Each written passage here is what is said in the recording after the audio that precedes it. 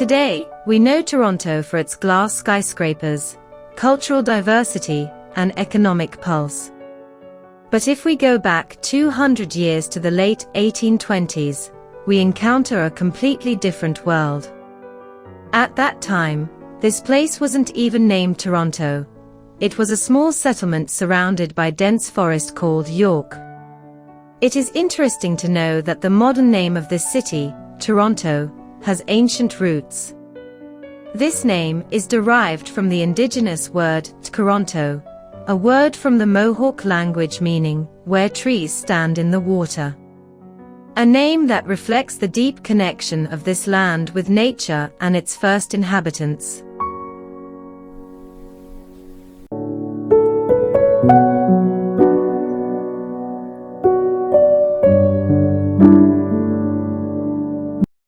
If you're a true adventurer at heart, make sure to subscribe right now and turn on notifications. Trust me, you don't want to miss our next journey. And hey, if you loved this video, smash that like button and share it with your fellow history lovers. Your amazing support keeps this time machine running. Until next time, let's keep traveling through time together. In 1826, the capital of Upper Canada resembled a military village more than a city. The population of York had barely reached about 2,000 people. The shoreline of Lake Ontario was much further ahead than it is today, and Front Street sat right at the water's edge.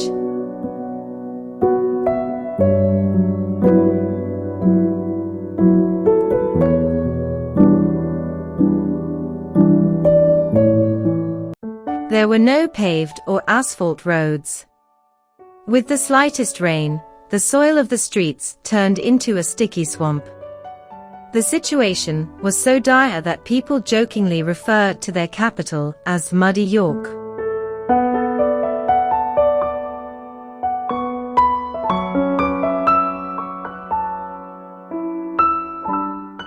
Carts and even horses would sink into the mud, and at night, the city plunged into absolute darkness, as there was no sign of electricity or a municipal lighting system yet.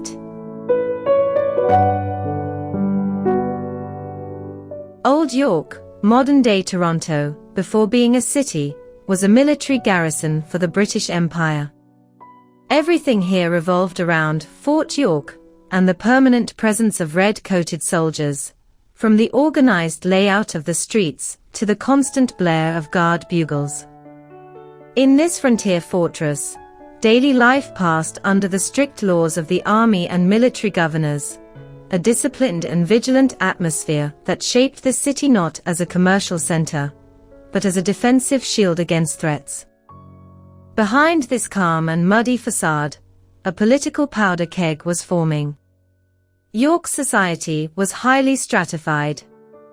At the pinnacle of power sat a small, wealthy, and aristocratic group called the Family Compact, who held an absolute monopoly over all the city's banks, lands, and politics.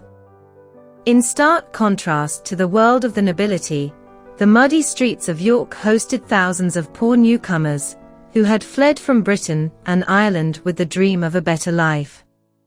Exhausted from long and grueling ocean voyages, they entered a city that offered no welcoming embrace, with empty hands and frail bodies.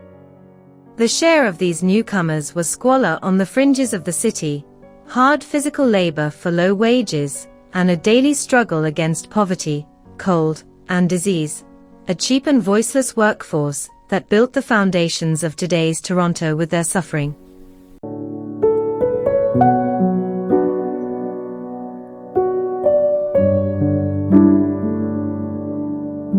These very contrasts led to the formation of massive protests in York. The leadership of the protesters was held by a fiery-tempered journalist named William Lyon Mackenzie. In his newspaper, he fiercely criticized the corruption of the aristocracy. In 1826, this tension reached its peak. A group of young men tied to the aristocracy attacked his newspaper office, smashed his press, and threw all his lead printing types into Lake Ontario. This incident became known as the Types Riot, and became the spark for Canada's subsequent rebellions.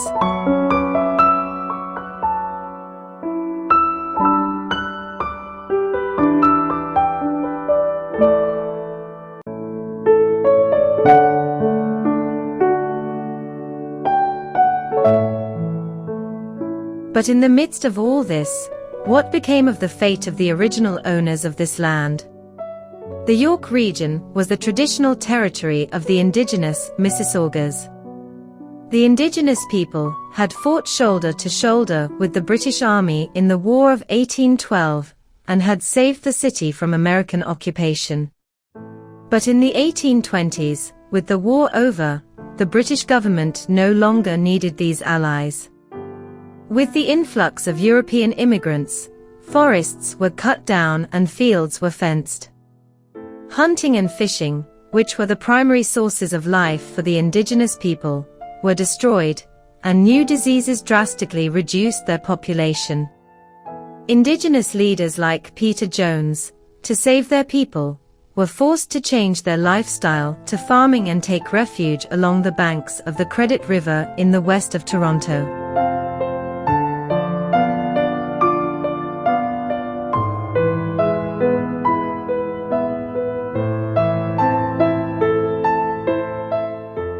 They became marginalized on the fringes of the very city they had originally named. A few years after this bitter and turbulent era, in 1834, this settlement abandoned the name York and, by reviving its indigenous name, officially became the City of Toronto, and that same William Lyon Mackenzie became its first mayor. The history of Toronto is the astonishing story of the transformation of a muddy, forest-enclosed swamp into one of the safest, most advanced, and largest multicultural metropolises in the world, the city whose roots remain eternally intertwined within the mud of 200 years ago and the culture of its indigenous people.